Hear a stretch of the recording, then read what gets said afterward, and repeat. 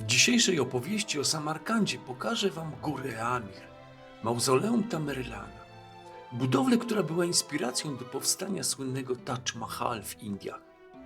Opowiem Wam historię o tym, jak ekipa archeologiczna, otwierając grób tego okrutnego władcy, uwolniła jego klątwę. Zobaczycie również dwa inne ikoniczne miejsca: plac Registan i Bibi Hanum, meczet, który w tamtych czasach swoim rozmachem miał przyćmić wszystko, co powstało na terytorium ówczesnej Azji. A na koniec odwiedzimy mauzoleum Isloma Karimowa, uzbeckiego dyktatora, który rządził niepodległym Uzbekistanem przez ćwierć wieku. Stworzył stabilne państwo, lecz oparte na twardym autorytatyzmie. Jego rządy były gwarantem porządku w regionie narażonym na ekstremizm, ale zarzucano mu łamanie praw człowieka, przyzwolenie na torturowanie przeciwników politycznych, a nawet zabijanie ich przez gotowanie żywcem. Zapraszam.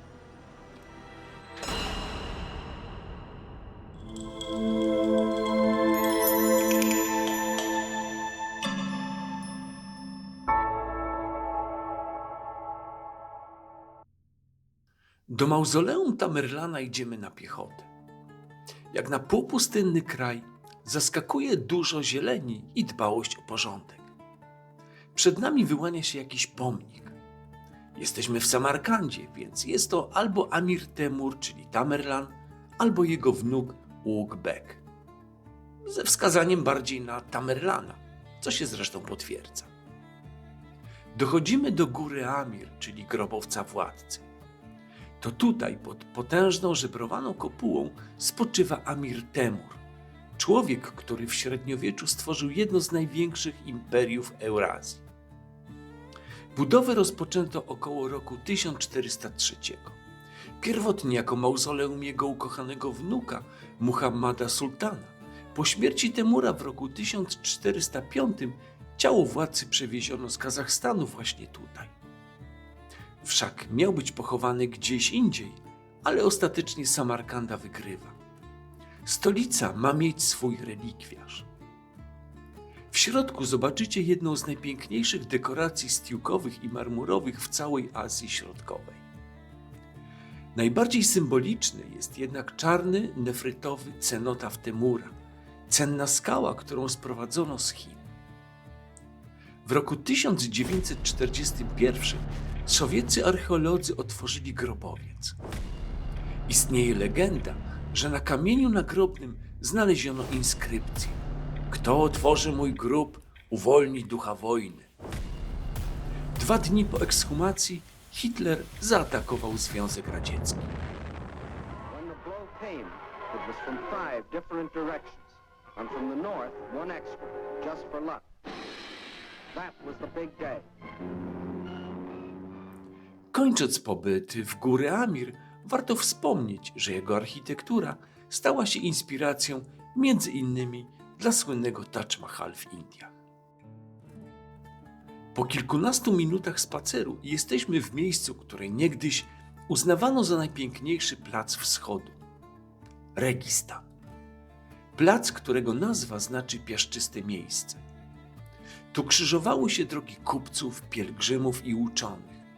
Tu ogłaszano decyzje władzy, tu miasto mówiło do swoich mieszkańców głośno i bezpośrednio. Obecnie to monumentalny zespół 3 medres, które w okresie Timura i jego następców pełniły rolę uniwersytetu, forum publicznego i rynku idei. Po lewej stronie stoi najstarsza z medres, ufundowana przez wnuka Timura, Ulugh Bega, około roku 1420. Ulugh Bek był wybitnym astronomem i mecenasem nauk. W jego medresie wykładali matematycy i filozofowie, a sam władca podobno przychodził tu na zajęcia, dyskutując ze studentami jak równy z równym. To jedno z nielicznych miejsc w świecie islamu, gdzie władca był jednocześnie uczonym, a nie tylko patronem uczonych. Zwróćcie uwagę na monumentalny portal i mozaikowe gwiazdy geometryczne. To nie tylko dekoracja. Wzory mają symbolizować porządek kosmosu, który Ulugh-Beg zgłębiał w swoim obserwatorium. Naprzeciwko niej wznosi się medresa Shir Dor. Powstała na początku XVII wieku, gdy Samarkanda przeżywała renesans architektoniczny pod panowaniem dynastii Asztarchanidów. Na portalu zobaczycie słynne lwy tygrysy z promienistym słońcem na grzbiecie. Jeden z najbardziej nietypowych i symbolicznie odważnych motywów w islamie, który zazwyczaj unika przedstawiania istot żywych na budowlach sakralnych. Uważa się, że symbol ten ma związek z lokalnymi tradycjami i perską symboliką sił. Pomiędzy nimi jest medresa Tilyakari. Powstała również w XVII wieku. To budynek o podwójnej tożsamości. Medresa i zarazem obiekt pełniący przez długi czas rolę ważnego meczetu. Sama nazwa bywa tłumaczona jako pozłacana lub złocona, co dobrze zapowiada to, co dzieje się w jej wnętrzach. Ale tak naprawdę Registan to nie plac, tylko miejska scena, na której Samarkanda ogłaszała swoją potęgę poprzez wiedzę, religię i spektakl architektury. Medresa Ulugh-Bega mówi o autorytecie nauki, Shir Dor o demonstracji siły i wyobraźni, a Tilyakari domyka całość złotym, niemal hipnotycznym wnętrzem modlitwy.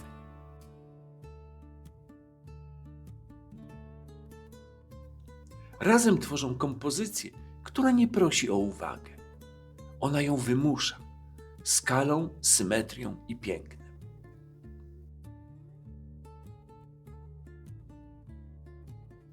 Kolejnych kilkanaście minut spaceru dzieli nas od Bibi-Chanu, monumentalnego meczetu, który Amir Temur kazał wznieść po swojej najpotężniejszej kampanii w Indiach. Budowla miała być tak wielka, by przyćmić wszystko, co kiedykolwiek powstało w Azji. Według kronikarzy Timur zebrał najlepszych rzemieślników z całego imperium: Persów, Hindusów, Ujgurów i mieszkańców Azji Mniejszej. To kompleks z wielkim dziedzińcem, ogromnym portalem wejściowym i kopułami, gdzie dekoracja z glazurowanych płytek i marmurowych detali miała olśniewać skalą. Ale ta skala była też przekleństwem. Już wkrótce po powstaniu budowla zmagała się z problemami konstrukcyjnymi, a po stuleciach degradacji część portalu runęła podczas trzęsienia ziemi w roku 1897. Dopiero w XX wieku, po długiej rekonstrukcji, zbudowano współczesną kopułę i portal. Naprzeciwko meczetu znajduje się skromna budowla, mauzoleum Bibi-Chanu, ukochanej żony Temura, lecz nie wiadomo, czy tutaj właśnie spoczywa. W budynku są 3 sarkofagi. Mogą tu być też pochowane inne kobiety z jej rodziny lub najbliższego otoczenia. Wędrujemy dalej. Przechodzimy przez most nad ruchliwą ulicą i docieramy do meczetu Hazrat Kizr. Choć meczet jest relatywnie młody, bo powstał w połowie XIX wieku, ale miejsce jest stare. Pierwsza świątynia powstała w tym miejscu na początku VIII wieku po podboju tych ziem przez Arabów, a zniszczona została przez Mongołów w 1220 roku. Meczet jest bardzo ładny, znajduje się na wzgórzu, skąd jest ładny widok na Samarkandę. Ale jesteśmy tutaj z innego powodu. Otóż znajduje się tu również mauzoleum i miejsce pochówku Isloma Karimowa. Kim był Islom Karimow? W czasach, gdy istniał Związek Radziecki, a Uzbekistan był jego częścią, Islom Karimow był pierwszym sekretarzem Komunistycznej Partii Uzbekistanu w Uzbeckiej Socjalistycznej Republice Radzieckiej. I właśnie stamtąd, z radzieckiego aparatu władzy, wszedł na szczyt w momencie, gdy Związek Radziecki zaczął się rozpadać. W 1991 roku został prezydentem niepodległego Uzbekistanu i pozostał na tym urzędzie przez 25 lat, budując skrajnie scentralizowany system prezydencki i stając się de facto dyktatorem. Karimow przedstawiał się jako gwarant stabilności i bezpieczeństwa w regionie zagrożonym ekstremizmem. Po atakach z 11 września Uzbekistan stał się ważnym partnerem Zachodu w kontekście Afganistanu. Choć później relacje ochłodziły się wraz z rosnącą krytyką jego metod rządzenia. Najcięższym cieniem jego epoki były oskarżenia o systemowe łamanie praw człowieka, w tym tortury. Zarzuca mu się zamordowanie Muzaffara Awazowa, działacza skrajnie islamistycznej i fundamentalistycznej partii. Zginął przez ugotowanie żywcem. Zbliża się powoli koniec dnia. Do hotelu wracamy również na piechotę, zahaczając o lokalny bazar, oglądając Registan o złotej godzinie.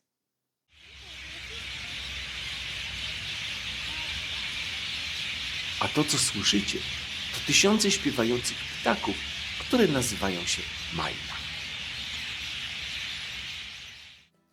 W następnym odcinku Samarkanda odsłoni swoją bardziej tajemniczą twarz. Wejdziemy do obserwatorium Ulugh Bega, miejsca, w którym przed wiekami mierzono niebo z precyzją, której Europa długo nie potrafiła dogonić. Potem cisza, mauzoleum świętego Daniela i opowieści, które wciąż krążą wokół jego grobu.